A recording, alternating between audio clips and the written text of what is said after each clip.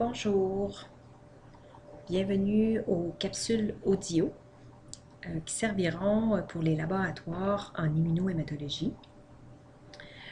La première capsule va vous servir pour les laboratoires numéro 1 et 2 et il y aura deux capsules. Donc, la première capsule sera plus au niveau des directives générales et au niveau du matériel que nous utilisons en immunohématologie. Et la deuxième capsule, je vous présenterai, on rentrera dans le vif du sujet avec les techniques de suspension globulaire et de groupage ABO, ainsi comment remplir un rapport, une fiche et tout. Donc, je commence avec les directives générales, mais dans ce laboratoire-là, les 2 premières semaines, nous allons voir des méthodes de travail, le lavage manuel des hématies, la préparation de suspension globulaire et le groupage ABO. Donc, si on fait un petit retour sur les directives générales, pour ce qui est de la tenue vestimentaire au niveau du sarrau, donc on sait que le port du sarrau est obligatoire en tout temps et vous pouvez prendre le même sarrau que vous utilisez soit en biochimie, en hématologie. Ce n'est pas un sarrau limité à l'immuno, vous pouvez vous en servir pour les autres disciplines. Les jambes doivent être couvertes en tout temps, donc idéalement des pantalons longs. Le port de souliers fermés est exigé en tout temps. Le port de talons hauts, aiguilles est interdit.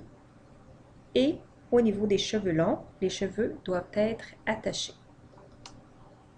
Avant d'arriver au laboratoire d'immunohématologie, vous devez lire le protocole approprié au laboratoire. Ce protocole sera mis en place sur la plateforme Léa dans la section laboratoire.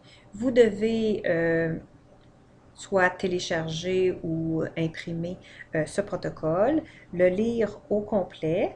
À la fin du protocole, il y a toujours un petit exercice à faire. Cet exercice, le corrigé, sera sur les A à la fin de la semaine pour vous corriger au niveau de l'exercice.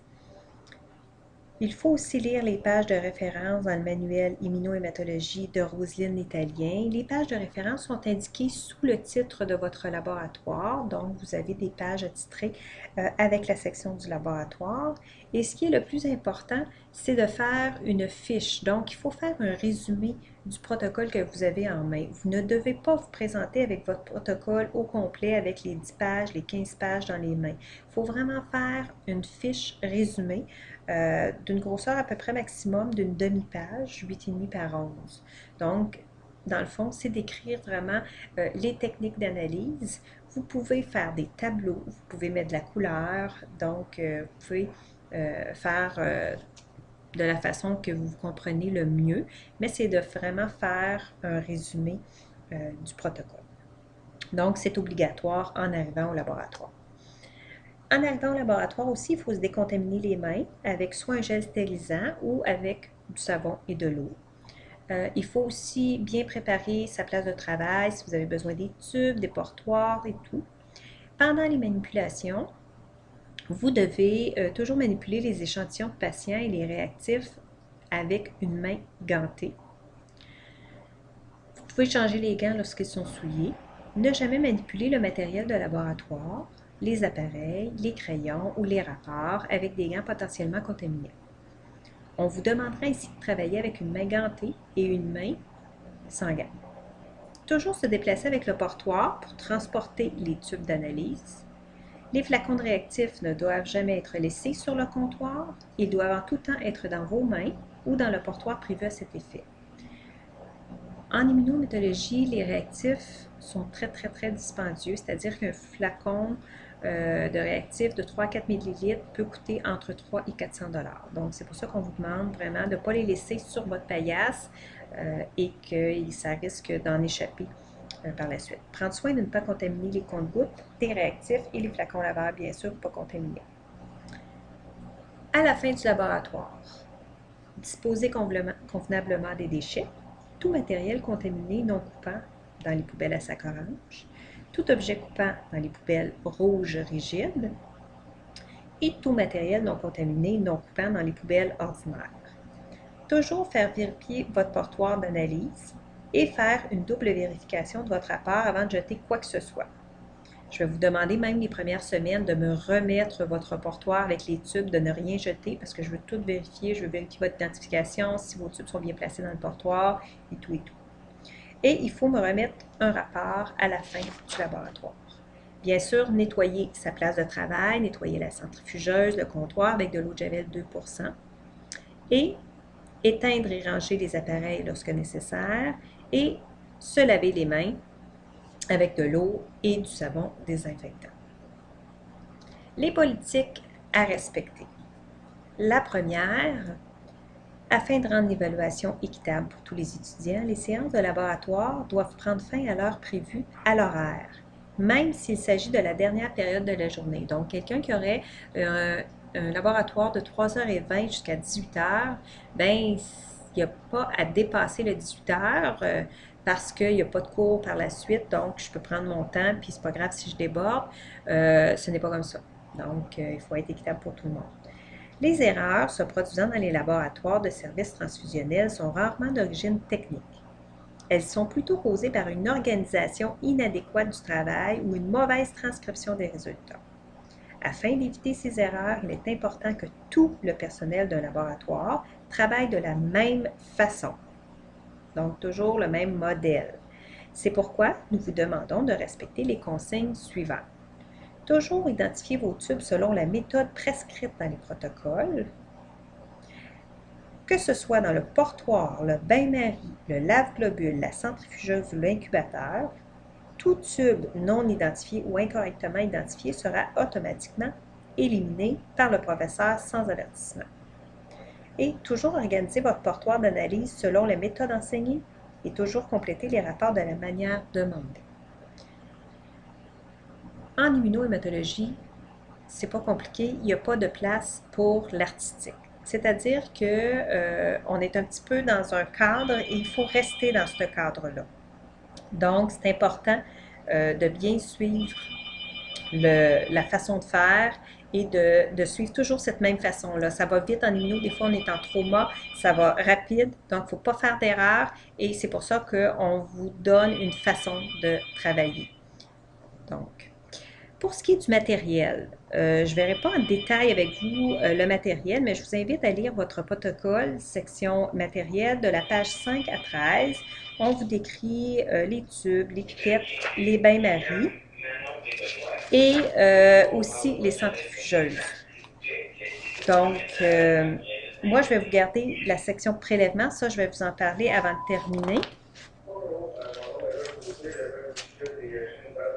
Donc, pour ce qui est des prélèvements, en immunohématologie, vous allez travailler avec des échantillons qui ont soit des hématies, ben, pas qui ont, les échantillons requis pour les techniques d'immunohématologie peuvent être des hématies. On travaille avec soit des hématies et du sérum si le spécimen de sang est prélevé sans anticoagulant, c'est-à-dire avec un tube à bouchon rouge. Par contre, on peut travailler aussi avec des hématies et du plasma. Donc, à partir d'un spécimen de sang prélevé avec de l'EDTA. Donc, un tube, ce qu'on dit à bouchon rose. C'est le même tube que le bouchon lavande, qu'un tube à bouchon lavande qu'on utilise en hématologie, mais on l'a changé de couleur parce qu'on veut qu'il ressorte. Quand il arrive parmi d'autres tubes, on veut vraiment qu'il ressorte du lot pour vraiment, parce que c'est toujours prioritaire, hein, on ne sait jamais ce qu'il y a en immuno, donc c'est toujours prioritaire, c'est facile de voir qu'il y a de l'immunohématologie de demander par le médecin.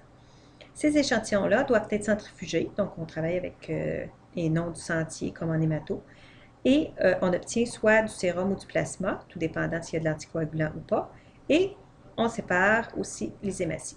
Donc un tube pour les hématies et un tube pour le plasma. On dit que le sérum ou le plasma et les hématies doivent être conservés à 4 degrés si vous ne les travaillez pas tout de suite. La plupart des laboratoires de centres hospitaliers utilisent du plasma. Je dirais 99% des gens utilisent des tubes à bouchon rose, donc travaillent avec du plasma.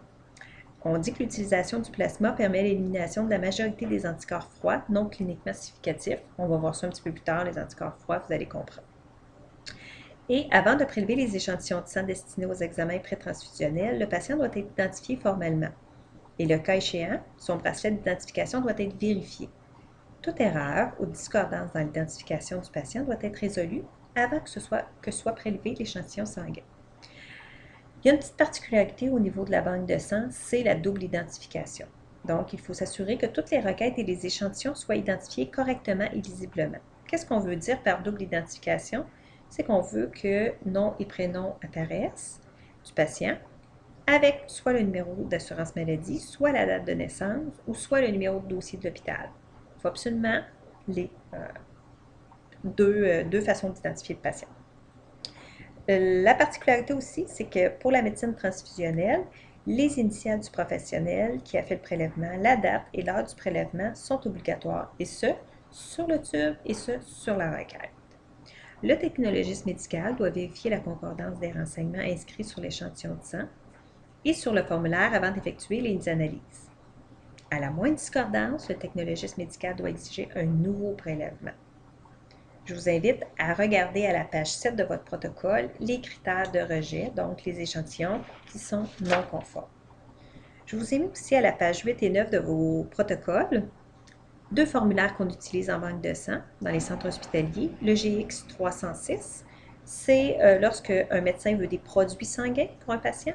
Et vous avez le formulaire GX 238 lorsque le médecin prescrit des analyses transfusionnelles. Voici pour la première capsule au niveau des directives générales. On se revoit dans la deuxième capsule avec vraiment les techniques de suspension globulaire et le groupage ABO. Merci.